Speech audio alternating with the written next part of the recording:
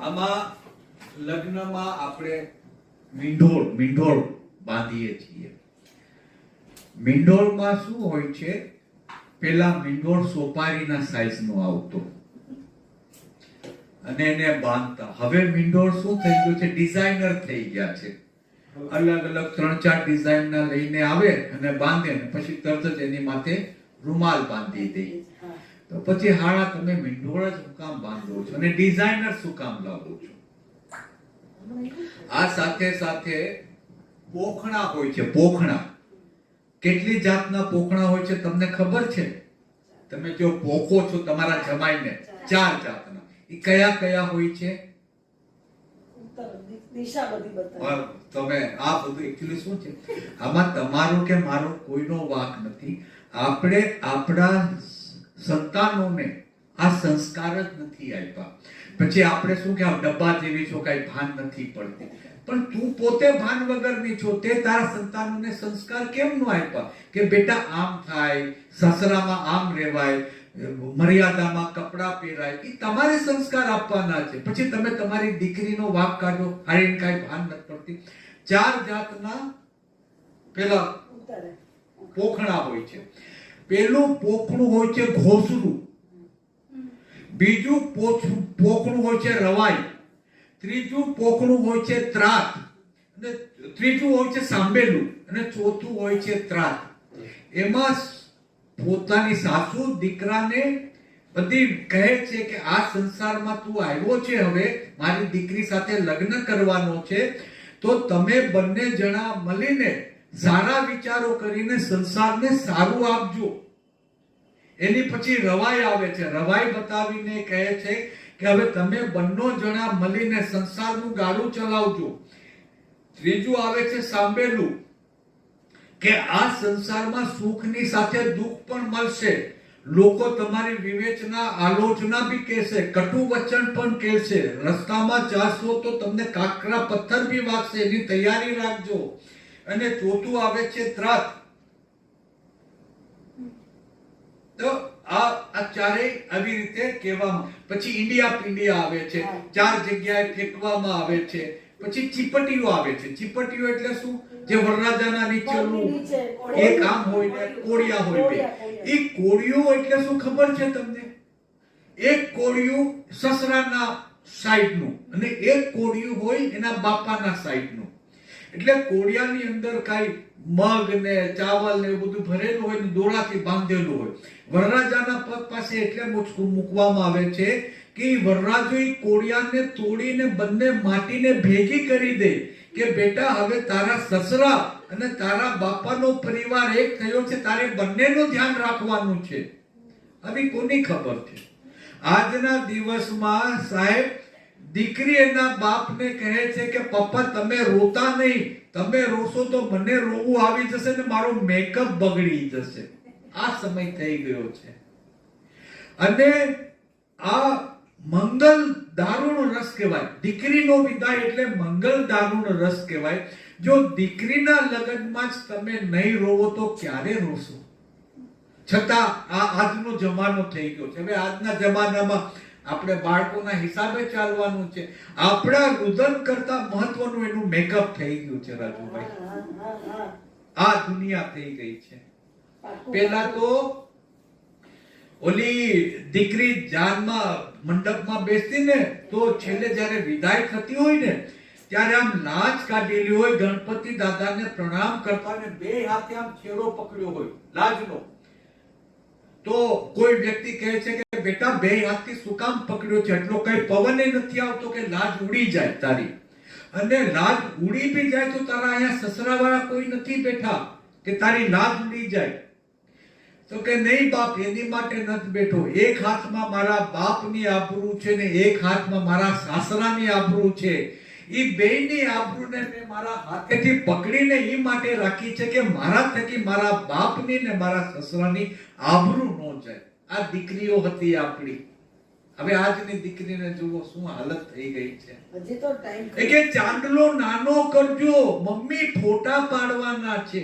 અરે ભલી થાય તારી માની, તમે ફોટાના ચક્કરમાં જે ફોટા તમે આખી જિંદગી પડાવી શકવાના છો. આ લગ્ન પ્રસંગ ફરીવાર નથી આવવાનો, પણ ફોટા પડાવવાના છે. આ દુનિયા થઈ ગઈ છે. આજે કન્યાદાન થાય એ પહેલા વરરાજ આપણે દીકરીનો બાપ દીકરાના જમાઈના પગનો અંગૂઠો ધોવે છે અને દીકરીના પગનો પણ અંગૂઠો ધોવામાં આવે છે. તો લોકો શું કે જમાઈનો પગ ધોવાનો હોય, જમાઈનો અંગૂઠો તો એ જમાઈનો અંગૂઠો નથી ધોતો. આપણા હિન્દુ શાસ્ત્ર મુજબ જ્યારે તમે લગ્ન મંડપમાં દીકરો અને દીકરી આવે ત્યારે દીકરો વિષ્ણુનો સ્વરૂપ હોય છે, ભગવાન નારાયણનો સ્વરૂપ હોય છે અને દીકરી મહાલક્ષ્મીનો સ્વરૂપ હોય છે. એટલે આપણે લોકો ભગવાન વિષ્ણુના અને મહાલક્ષ્મીના પગનું ધોવન કરીએ છીએ, જમાઈનું નથી કરતા. હવે આને કોણ સમજાવે? એ લોકો ગર્વ કરે કે મારા દીકરાનો પગ ધોવા આવશે. અરે ભાઈ, તમને કઈ ભાન જ નથી. આજે 4 ફેરા ફરવામાં આવે છે આપણામાં: ધર્મ, અર્થ, કામ અને મોક્ષ. ધર્મ એટલે દીકરો આગળ હોય છે, અર્થ એટલે દીકરો આગળ હોય છે, કામ એટલે દીકરો આગળ હોય છે, મોક્ષ એટલે દીકરી આગળ હોય છે. એ દીકરી કહે છે કે ધર્મમાં તમે આગળ વધો, હું તમારી સાથે છું. અર્થમાં તમે બિઝનેસ વેપાર કરો, કમાણી કરો, તમે જે લક્ષ્મી લાવશો એની હું મારા ઘરનું સંચાલન કરીશ, સારી રીતે કરીશ અને લક્ષ્મી બચાવવાની ટ્રાય કરીશ. કામમાં એ કહે છે કે તમે આગળ વધો, તમારા વંશને વધારવાની જવાબદારી મારી છે, તમારા વંશને વધારીશ અને હું પ્રેમથી એને ઉછેરીશ ને મોટા કરીશ. આ ત્રણેયમાં દીકરી વરરાજાને કહે છે કે તમે આગળ વધો. હવે ચોથો ફેરો હોય છે મોક્ષનો. મોક્ષ એટલે શું તમને ખબર છે? શું? મૃત્યુ પહેલા અમને આવે, મોત પહેલા, મરણમાં હું પહેલા જઈશ. તમારા નામની ચૂંટણી ઓઢીને હું મરણ પામીશ અને હું ત્યાં તમારી જગ્યા કરીશ ને મારી પાછળ તમે આવજો. હવે દીકરીનો ત્યાગ જુઓ. આ દીકરીઓ આપણી બધી, એનો ત્યાગ જુઓ તમે. મારે ઝૂંટવી લેવું એવી ભાવના નથી, મારે તમારો પૈસો લઈ લેવો એ નહીં. મરણમાં હું પહેલા જઈશ. આનું નામ દીકરી, આનું નામ સ્ત્રી, આનું નામ માતા. આપણા ઘરમાં જે આ ઉંબરો હોય છે ને, એમાં 4 દેવીઓ હોય છે. ખબર છે તમને? એમાં 4. આપણે કોઈથી ઉંબરામાં પગ મૂકીને નથી જતા, આપણે ઉંબરો ઓળંગીએ છીએ. કેમ? કોઈ દિવસ પગ નથી મૂકતા. એમાં 4 દેવીઓ હોય છે. એક આપણી દીકરી હોય છે, એક આપણી બેન હોય છે, એક આપણી પત્ની હોય છે અને એક આપણી માં હોય છે. આ 4 દેવીઓને તમે ઉંબરાની અંદર રાજી રાખશો ને, આ 4 દેવીઓને તમે ઉંબરાની અંદર રાજી રાખશો ને, તો તમારે ડુંગરા ઉપર જે દેવી વિરાજમાન છે ને ત્યાં જવાની જરૂર નહીં પડે. ઘરની દેવીઓને તો રાજી રાખો દાદા. આજે સમજણ આવી, આજથી રાજી રાખો. કાલે સમજણ આવશે, કાલથી રાજી રાખો. રાજી રાખો. એટલે આ બધું આ લગ્નની વિધિઓ તમે જુઓ, આ બધાયમાં આ બધું વિધિઓ બી કેવા જશો તો ટાઈમ લાગશે. સપ્તપદી, 8 સોપારી હોય સપ્તપદી, અને એમાં 7 વચન દીકરી આપે છે અને 7 વચન દીકરો પણ આપે છે. 7 વચન દીકરી આપે છે, 7 વચન દીકરો પણ આપે છે.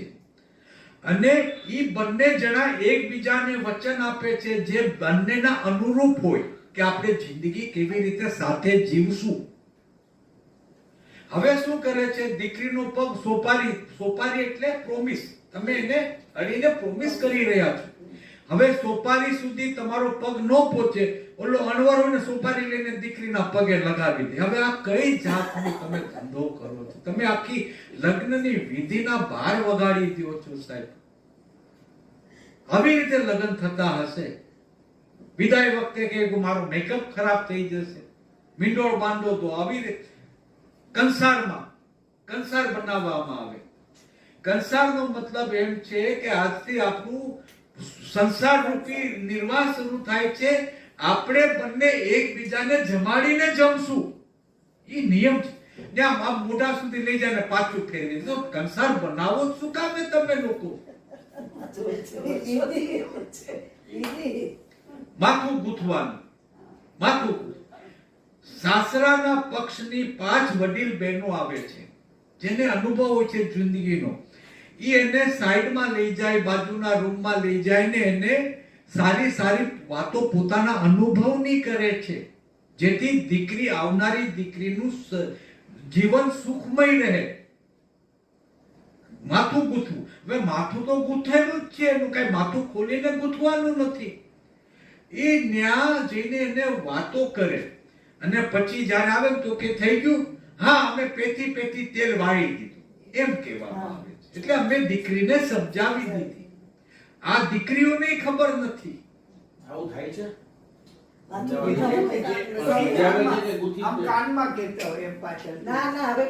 એ સૌભાગ્યવતી છે. કાનમાં કહીને જયારે દીકરીના ફેરાપતિ હોય ને ત્યારે દીકરીના કાનમાં આવીને બબ્બે જણા આવીને કે કૃષ્ણ રૂકમણી જેવું સૌભાગ્ય થજો, નર વિષ્ણુ લક્ષ્મી જેવું સૌભાગ્ય થજો, શિવ પાર્વતી જેવું અખંડ સૌભાગ્યવતી થજો, એવી બધી વાતો કરે. એટલે આ બધી વાતો બહુ લાંબી છે દક્ષાબેન. અને આમાં શું